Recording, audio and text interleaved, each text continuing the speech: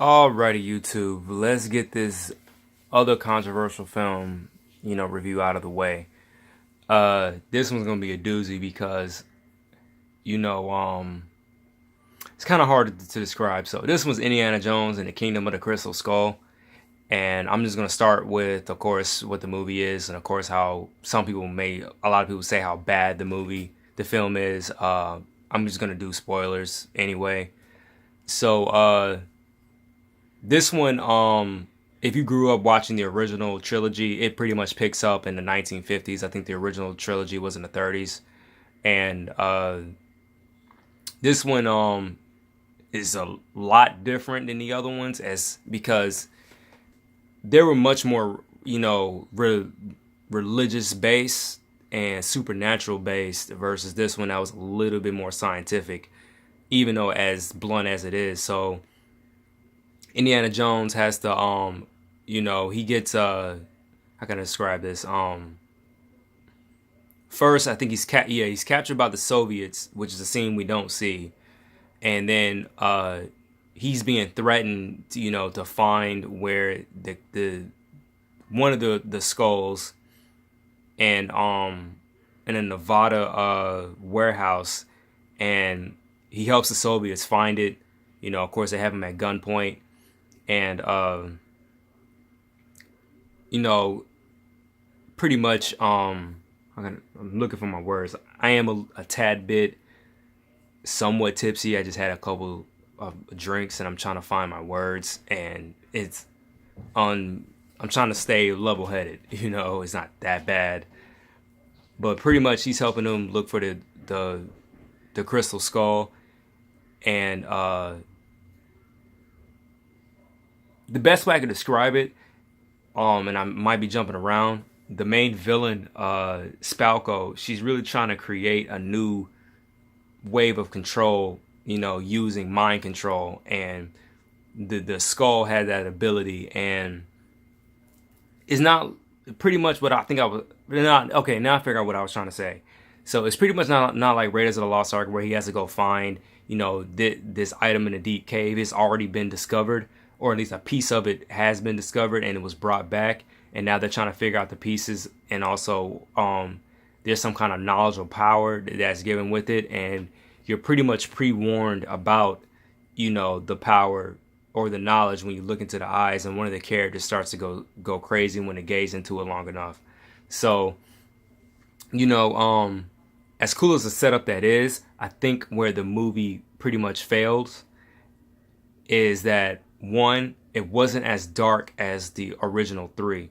And I think for the reason is because when those movies were made, they were made in the 80s when the PG-13 rating didn't exist. And I think, I don't know, I could be wrong, but Steven Spielberg had pretty much invented it.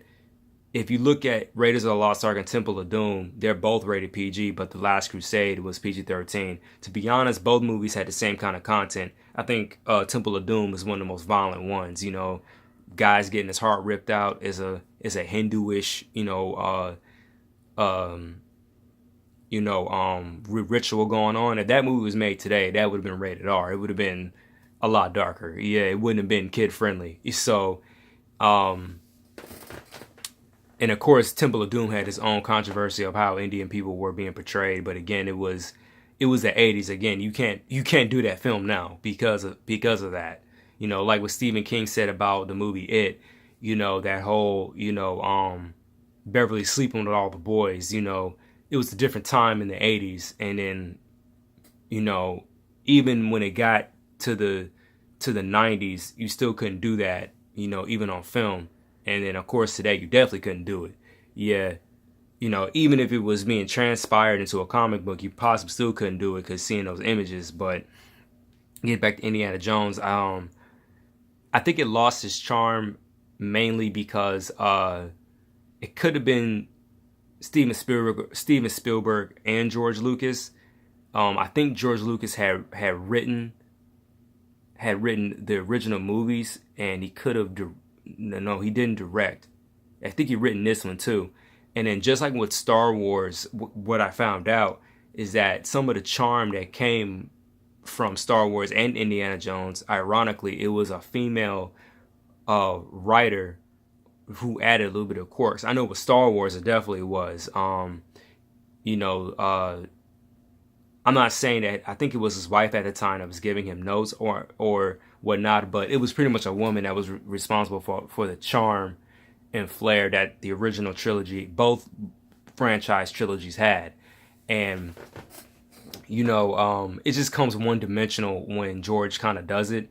You know, I will give George a little bit of credit. You know, with the Revenge of the Sith, Star Wars Revenge of the Sith, it did work on certain beats, but something's telling me he didn't do that on his own either, because he seems like a bland guy. He doesn't have that much emotion, or if he does, it's Shakespearean to the point where you can't take it seriously. But getting back to Indiana Jones, I think that was one of the ways that had failed. You had movies like Tomb Raider, and then video games like Uncharted, which modernized it to a good standpoint where it was a serious story. It wasn't, you know, a quirky thing. Hell, something was telling me with Uncharted, they probably tried to do Indiana Jones game just like that, where it had a deep-rooted story that could stand on its own. But, you know, someone had fucked up during the writing process.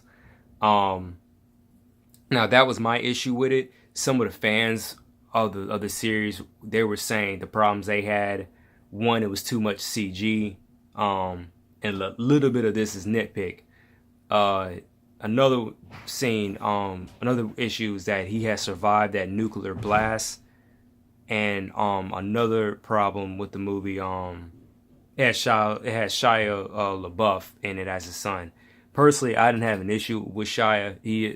I do like him as an actor. It's just that hearing about him outside of, you know, Hollywood, that's when I have like, okay, bro, what the fuck you doing? Like, stop doing these things. And then, of course, I hear about his plagiarism, and then I personally don't like plagiarism, so I lost a little bit of respect on him on that. But when he was younger, like doing Even Steven and Disturbia and that other movie Eagle Eye, some of his movies where he isn't as known. What was the other one? Nymphomaniac, and then the movie one he did about Bobby Kennedy, and it was another film that was just on my mind. The one movie where he was hooked up with this mobster's ex-girlfriend, like he was on LSD. I heard some good reviews about that. I haven't sat down and watched the whole movie, but I seen a couple of scenes. But I think so far the best one I think he's ever done to me was Eagle Eye, you know. And then of course with that movie and Nymphomaniac is a completely different, you know, character, and him really bringing out his raw, realistic acting ability. And even Nymphomaniac, I didn't see all of that either. I only saw the scenes that he was in. You know, I really want to sit down and watch that one, but I have to find it first. It's like 2 volumes, but you know, I pretty much had put in a lot of the bad of what people liked, and again, you can tell me what you didn't like about it in the comments. You know, I'm not one of those guys, and I think I even stated before on some of my earlier videos, I'm not the guy that hate manga or something just because everybody hates it. Just like I think it was with Final Fantasy. And again, yeah, the movie, of course, it does have its issues, but I've yet to hear anybody say, yeah, the movie was good. It's just that I was pissed that they put the Final Fantasy title on it and had baited me to watch it because of that. You know, same, and with Indiana Jones is a little bit different. It's just that it lost its charm. And the one thing I will say was good about it, some of the themes were still there, like you know, if you've seen The Last Crusade, of how Indy had pestered his dad, and now he's being pestered by his son. So it was kind of like what they said behind the scenes, a curse came back to get him. And what was it?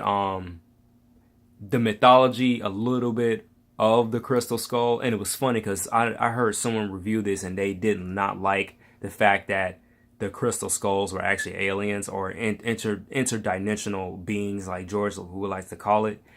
And I was thinking, I was like, well, I don't know why you don't like it as aliens, because, you know, I saw the documentary before I even saw the movie of the Crystal Skull, and if you look at the ancient hieroglyphics, they do look a little bit alien-like. And even looking at the ones that they had that were popping up around the world, they did not look like a human head at all. It looked either like an alien, or it could have been possibly the early form of evolution of man. Because if you look at the early, um, descendants of our skulls, they looked a lot different than what it is now.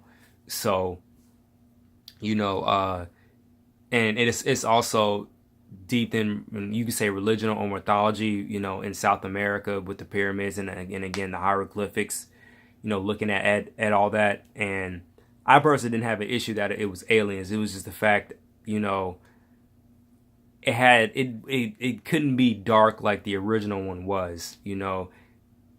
Some things were left up to the imagination, but like I said, in the Temple of Doom, you seen a dude getting his heart ripped out and set on fire. Dude who got chopped up by the plane in Raiders of the Lost Ark, and of course the Last Crusade, which was one of my favorite gags, when the guy had drank from the false grail and then it killed him. It turned him old really quick and dried him out.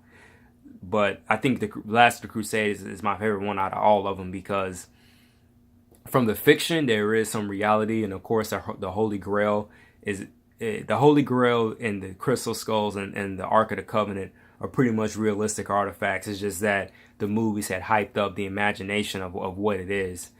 And even with the Ark of the Covenant, my mom and I were talking about it, and she believes that it's in Ethiopia somewhere. And the Holy Grail, I think, I want to say the Knights Templar could have had it at one point, but I really believe it's in Europe somewhere. I'm assuming either in France, possibly in Rome, or it could be somewhere in Jerusalem. That's just my theory, And with the Crystal Skull, that one's up, for debate. They have different theories of alien life being here, and of course, if you look at, like I said, our hieroglyphics, yeah, a lot of different drawings and markings from back in those early days of man.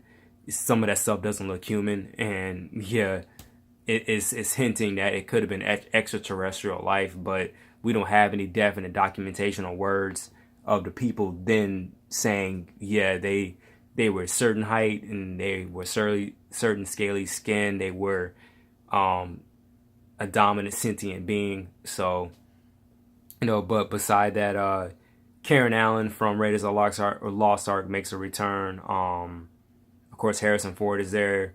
I'm trying to think of some other actors. Cate Blanchett plays the bad guy. That's pretty much all the main actors and actresses I could think of.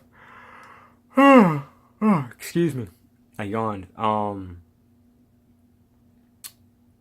I was about to say something else. I can't remember. I'm probably going to remember once I end the review. But Indiana Jones, it really got me into archaeology, but not to that scale. Even some actual archaeologists say, yeah, it's not that like that. But the main point is that you do have to get out of the library and actually go out and dig and get your hands dirty. Yeah, you can't sit there in the library all day. Yes, so that part is actually true. A real archaeologist has said that. And some of the real danger, of course, is that you're technically on your own. You're in this other country. You may have a permit, to dig or look, but 9 times out of 10, you can get caught up in the politics and potentially get captured or murdered or whatever.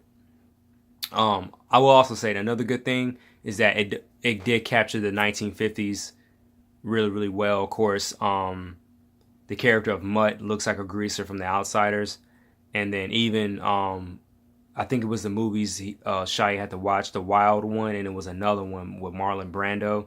And even one of the shots you might see of him ride on the motorcycle was definitely, screaming 1950s. The only difference was that I think back in those days it was much more California versus this one was in New York.